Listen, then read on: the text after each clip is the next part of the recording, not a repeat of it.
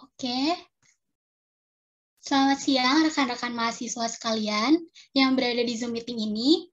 Selamat datang dalam debat calon ketua dan wakil ketua Himpunan Mahasiswa Informatika tahun 2021. Saya Gabriela, diberi mandat oleh KPU UMN akan bertindak sebagai moderator debat siang ini.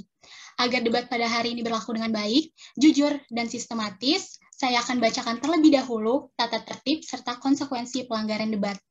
Berikut tata tertib debat ketua dan wakil ketua yang dapat diperhatikan secara seksama. 1. Peserta debat diwajibkan untuk hadir 15 menit sebelum jadwal yang telah ditentukan, menggunakan baju dengan warna yang telah ditentukan. 2. Masing-masing pasangan calon akan diberikan waktu dan kesempatan untuk menjawab dan menanggapi pertanyaan dan atau persoalan yang diberikan. Tidak dibenarkan memotong paslon lain saat sedang memaparkan jawaban. 3. Waktu menjawab akan segera dimulai ketika paslon mulai berbicara. 4. Pasangan calon tidak diperkenankan memberikan pertanyaan menyerang personal pasangan calon lainnya. 5. Pertanyaan antar pasangan calon mempertanyakan seputar program dan visi misi pasangan calon lainnya. 6. Pasangan calon tidak melebihi waktu yang telah ditentukan. Maaf, saya ulangi. 6. Jawaban pasangan calon tidak melebihi waktu yang telah ditentukan, harus sesuai dengan tema, fokus, dan tidak melebar. 7. Penyampaian pendapat oleh pasangan ketua dan wakil ketua tidak mengandung unsur sara. 8. Tidak diperbolehkan melakukan kekerasan verbal dan saling menjatuhkan terhadap pasangan lain. 9. Tidak diperbolehkan menyebutkan nama instansi atau institusi atau pihak-pihak terkait yang bersifat menjelekkan, menghina, dan menjatuhkan. 10. Setiap pasangan ketua dan wakil ketua menggunakan kata formal. Saya, kami, kita, mereka, Anda, beliau.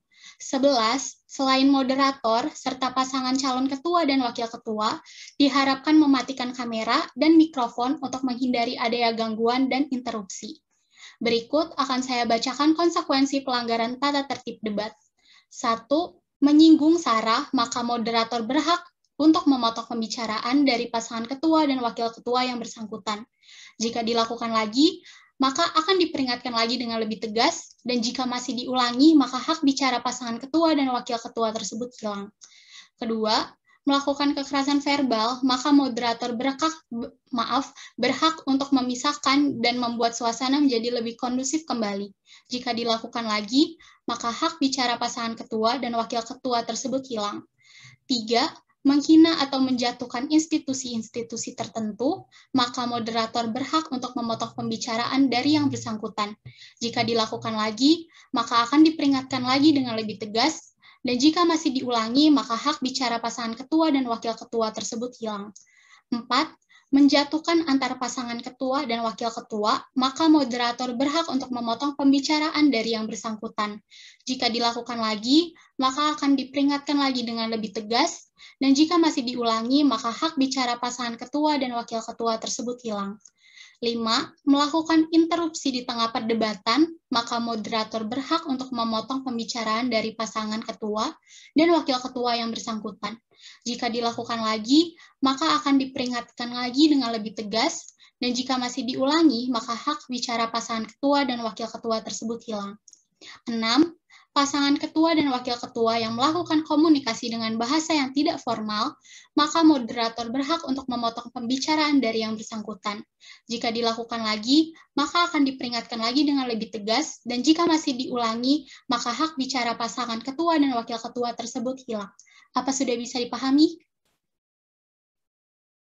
Sudah bisa dipahami. Sudah bisa. Oke, jika sudah bisa dipahami, maka kita akan memulai rangkaian debat hari ini. Debat diselenggarakan sebagai salah satu bentuk kampanye penajaman visi dan misi pasangan calon, program kerja, serta citra paslon. Hadirin sekalian, terdapat dua bagian besar dalam acara debat kali ini. Yang pertama berisi pertanyaan dari tim panelis, yang kemudian dilanjutkan dengan pertanyaan dari audiens dan juga KPU. Kita akan memasuki acara utama pada hari ini diawali dengan perkenalan calon terlebih dahulu dan pemaparan visi misi serta jargonnya. Durasi 1 menit untuk perkenalan dan pemaparan visi misi dipersilahkan.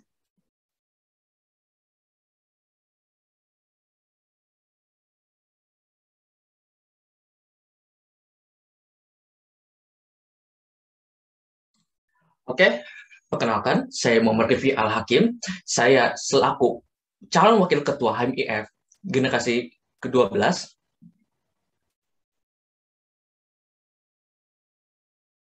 dan saya akan menjelaskan visi dan misi saya untuk eh, untuk angkatan saya generasi ke-12. Yang pertama, visinya itu yaitu yang pertama untuk mengharapkan Himpunan Mahasiswa Informatika Universitas Multimedia Nusantara menjadikan sarana dan prasarana para mahasiswa informatika Universitas Multimedia Nusantara untuk menjadikan dan menjadi tempat untuk berkompetisi secara nasional.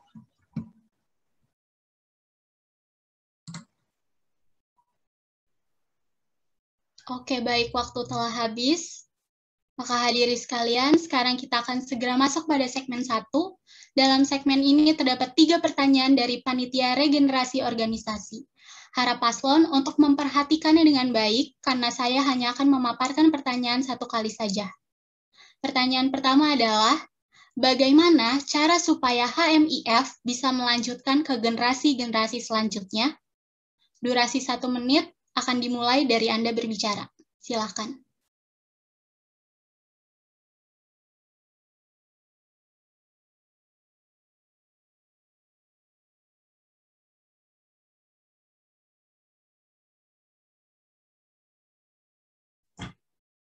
Halo, oke. Perkenalkan, nama saya Muhammad Armanda. Saya sebagai calon ketua HMIF Gen 12. Saya akan menjawab pertanyaan tadi, yaitu pertanyaannya bagaimana cara supaya HMIF bisa melanjutkan generasi ke generasi selanjutnya. Kita bisa melakukan dengan banyak cara. Salah satunya dengan proker, yang mana itu proker adalah salah satu eh, program untuk supaya HMIF bisa lebih dikenal lagi. Kemudian kita juga bakal melakukan sosialisasi kepada pengenalan kepada generasi-generasi selanjutnya tentang apa itu HMIF, fungsi HMIF, visi misi kita tuh apa, dan ya kita tuh ngapain aja tugasnya. Dan untuk melanjutkannya ke generasi selanjutnya, kita juga pasti akan melakukan pemilihan atau juga pembukaan anggota buat anggota gen-gen selanjutnya. Mungkin itu saja dari saya. Terima kasih. Baik, terima kasih. Jadi secara kesimpulannya bisa disimpulkan bahwa HMIF akan melakukan proker, pengenalan kepada mahasiswa baru, dan juga regenerasi kepada calon-calon mahasiswa HMIF. Baik, untuk pertanyaan kedua, sama seperti pertanyaan awal, pertanyaan akan dibacakan 1 kali. Pertanyaannya adalah, bagaimana sikap kalian kepada yang mengatasnamakan kurikulum MBKM sebagai alasan untuk tidak regenerasi di generasi selanjutnya? Durasi 3 menit akan dimulai setelah Anda berbicara. Terima kasih.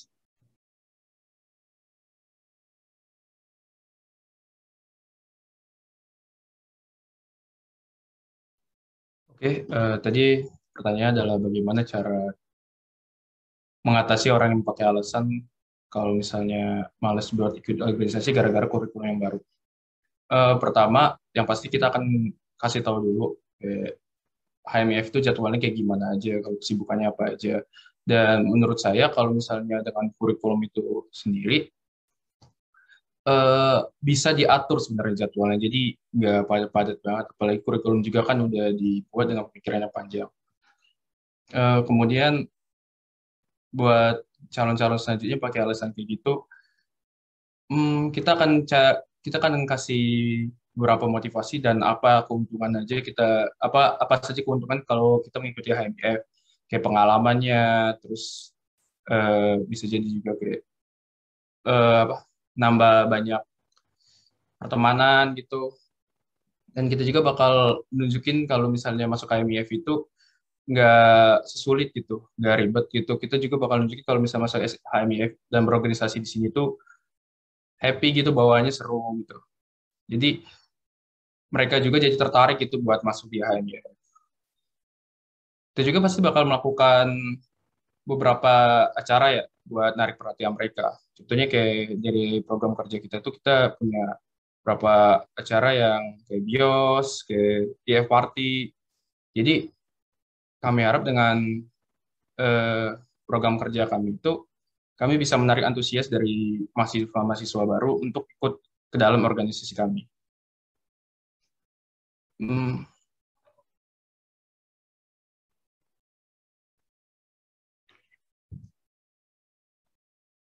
em, ya, apa lagi? Mungkin untuk saat ini itu saja yang bisa saya pikirkan sih. Terima kasih. Oke, baik, kalau begitu bisa disimpulkan bahwa uh, selanjutnya HMIF akan terus memberikan dibilangnya apa ya, pengenalan dan juga motivasi kepada orang-orang mahasiswa informatika untuk menunjukkan bahwa HMIF itu seseru yang seseru aslinya gitu, bisa dibilang ya. Dengan kesimpulan tersebut, kita akan lanjut ke pertanyaan ketiga. Sama seperti pertanyaan awal, pertanyaan akan dibacakan satu kali saja. Bagaimana upaya kalian untuk menjaga semangat anggota himpunan hingga membuat mereka ingin regenerasi? Durasi 3 menit akan dimulai dari Anda berbicara.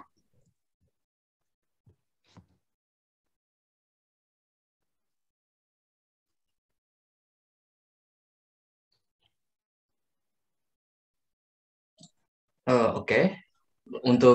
Untuk jawaban ini, jadi ada pertanyaan, bagaimana cara memotivasi agar bisa regenerasi? Yang pertama, saya atau saya dan Armanda akan melakukan beberapa acara yang bisa saja untuk mem- untuk membentuk citra kita sebagai ketua dan wakil ketua HMIF, bahwa HMIF itu tidak seseram yang mereka duga. Mungkin mereka bilang kalau mungkin masuk HMIF itu bakal berat, ntar banyak prokernya, terus banyak ini itunya gitu. Nah, jadi kita akan bekerja secara santai dan fleksibel, namun tegas. Maksudnya di sini adalah kita kita akan memberikan waktu untuk para divisi-divisi untuk mengerjakan prokernya, se sejauh mungkin. Tapi apabila hasil akhirnya tidak ada, maka saya akan memberikan tindakan tegas. Dan mereka pun yang berada di divisi, mereka bisa mengerjakannya secara santai maupun dan fleksibel. Nah, tujuannya ini adalah saya tidak ingin divisi-divisi yang mungkin yang nanti akan bekerja mengalami tekanan, dan mereka akan bekerja senyaman mungkin. Dan ini juga akan memberikan motivasi dan citra kepada mahasiswa informatika bahwa HMIF itu tidak seseram yang mereka duga.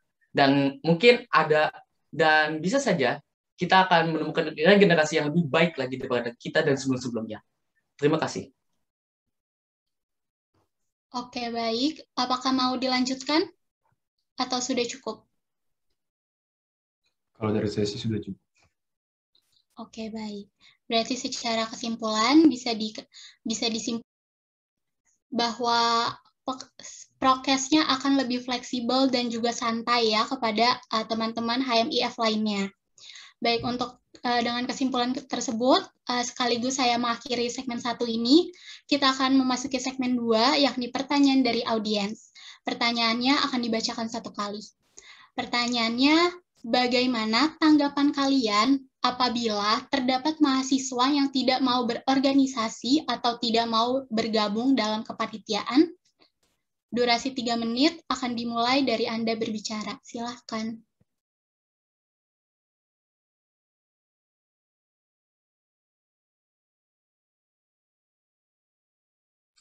Oke, ini untuk pertanyaannya, bagaimana menghadapi mahasiswa yang tidak mau berorganisasi gitu.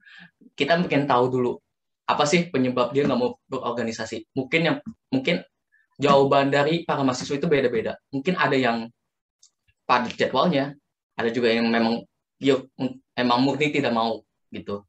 Yang pertama yang kita lakukan adalah memberitahu kepada para anggota HMIF untuk memberikan motivasi gitu dalam bentuk acara gitu. Contoh dalam BIOS. Kita kasih tahu ini acara ini dibentuk oleh HMIF dan HMIF itu, dan kita kenalin HMIF itu ngapain aja sih di situ, setiap divisinya ngapain aja gitu. Contoh di BIOS mungkin mereka agak sedikit, mungkin gambarannya wih bakal tugasnya banyak, padahal tidak banyak, tidak ada tugas-tugas yang mempersulit para anggotanya gitu. Untuk sambungannya bisa disambung oleh Armanda.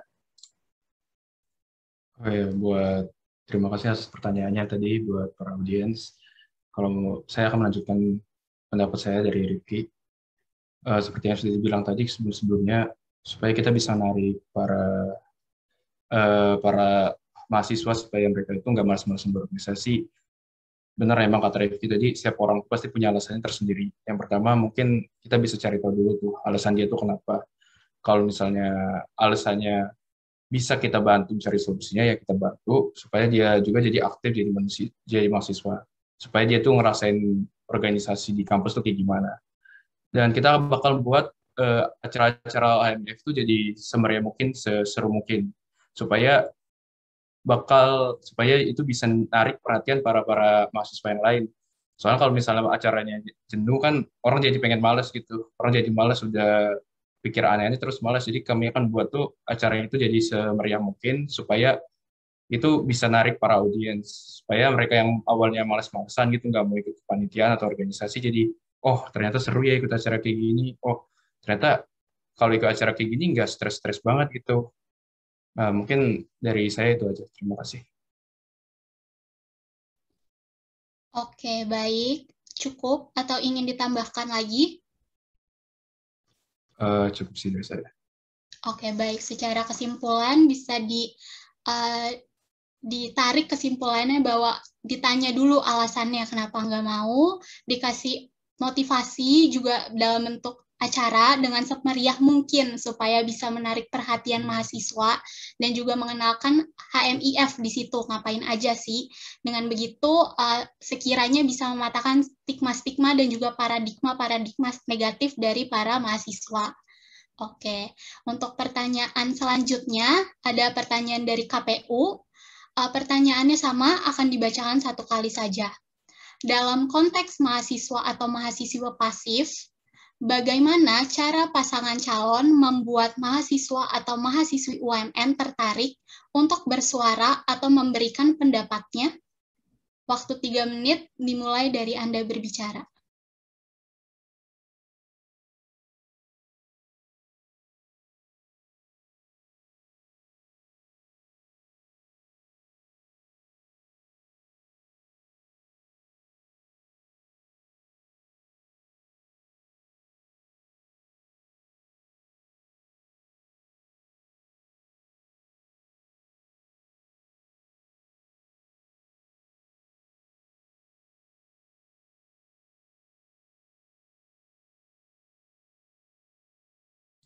Oke, untuk pertanyaannya dalam konteks mahasiswa dan mahasiswi aktif, bagaimana kita untuk menarik perhatian dan memberikan pendapat kepada kita itu. Untuk pertanyaan sederhananya, saya jawab sesingkat mungkin. Yang pertama, kita akan tidak memberikan tekanan atau beberapa tekanan kepada mahasiswa atau mahasiswi yang mungkin saja akan menurunkan motivasi para mahasiswa dan mahasiswa pasif untuk memberikan suaranya. Dan yang kedua, kami tidak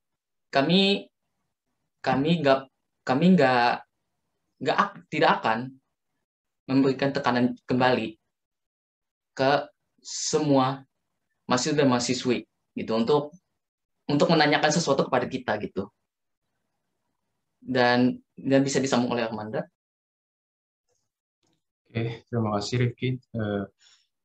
Saya tegaskan sekali lagi, maksud dari Rizky itu adalah kita tuh tidak memberi batasan kepada para mahasiswa untuk memberikan aspirasi dan kritik, ataupun juga saran kepada kami. Karena kami percaya kalau misalnya aspirasi, kritik, dan saran itu adalah salah satu batu loncatan untuk kita berkembang lebih baik lagi. Bagaimana sih cara misalnya buat mahasiswa tuh jadi termotivasi untuk memberikan aspirasi dan kritiknya? Oke. Untuk permasalahan ini, menurut saya bagaimana supaya cara mereka aktif adalah eh, kita pasti bakal buka kita bakal buka apa? Kita bakal buka kayak, apa namanya? Kita bakal buka kotak-kotak saran, anggap aja kotak saran, supaya mereka itu aktif dalam memberikan saran mungkin, atau kritik. Dan jika mungkin ada mahasiswa itu yang malu, kami juga bakal buka, mereka juga bisa melakukan secara incognito. Jadi walaupun mereka mungkin malu-malu buat menyampaikan saran dan pendapatnya, jadi mereka bisa menyampaikannya. Mungkin itu saja dari tambahan dari saya. Terima kasih. Oke, masih ada cukup waktu, ingin ditambahkan kembali atau sudah cukup? Cukup kalau dari saya. Oke, baik, cukup. Bisa ditarik kesimpulan bahwa diberi tekanan ke mahasiswa akan memberikan motivasi yang lebih ya, dan juga tidak memaksa untuk memberikan aspirasi. Kita juga bisa melakukannya dengan membuka kotak saran. Dengan kesimpulan akhir tersebut, sekaligus kita mengakhiri sesi debat pada hari ini. Oleh karena itu, akan kami berikan lagi satu kesempatan 1 menit terakhir kepada pasangan calon untuk meyakinkan para pemilih bahwa Anda adalah ketua dan wakil ketua yang tepat untuk organisasi dan jurusan Anda. 1 menit dimulai dari Anda berbicara.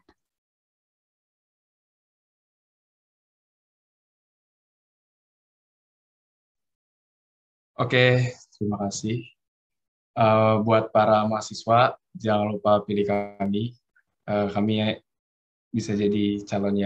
mungkin bisa jadi calon yang baik buat kedepannya. Karena kami juga memiliki visi misi yang sejalan dan sesuai dengan UMN, dan semoga kami terpilih. Oh ya, kami juga punya tagline. Tagline kami itu adalah try it and repeat it. Jadi maksud dari tagline kami itu, coba lakukan sesuatu apa yang kalian lakukan, ulangi hal tersebut sampai kalian benar-benar tahu hasilnya. Jangan sampai di masa yang akan datang kalian akan menyesalinya. Mungkin itu saja dari saya. Terima kasih.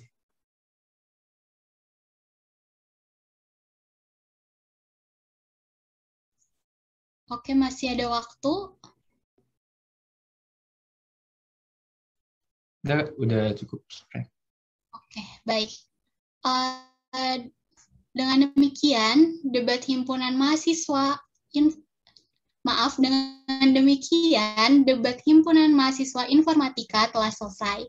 Sebelum mengakhiri kegiatan pada hari ini, kita akan melakukan sesi dokumentasi. Kepada KPU dipersilahkan.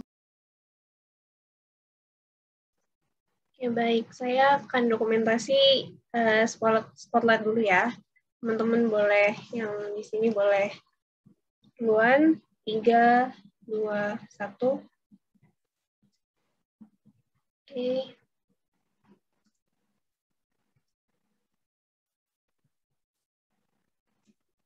Sebentar. Oke, 1, 2, 3. Oke.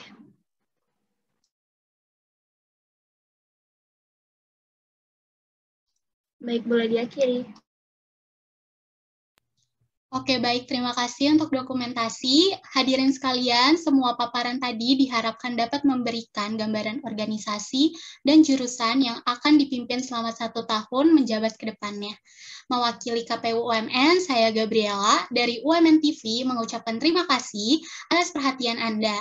Pastikan tanggal 22-26 November 2021, Anda menggunakan hak pilih Anda karena your vote matters.